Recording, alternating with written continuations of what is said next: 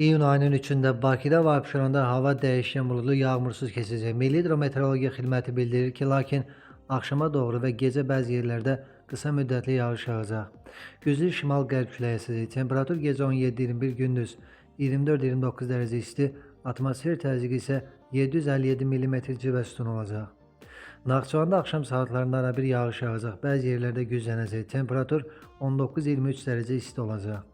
Azərbaycanın ayrı-ayrı rayonlarında leysan xarakterli yağış yağacaq, şimşək çaxacaq, intensiv olacaq, güclü dolu düşəcəyi ehtimalı var.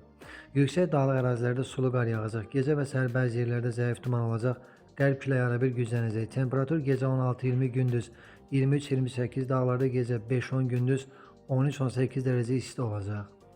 İstənilən hər bir hava şəraitində sizlərə xoş əhval-ruhiyyə arzu edirik.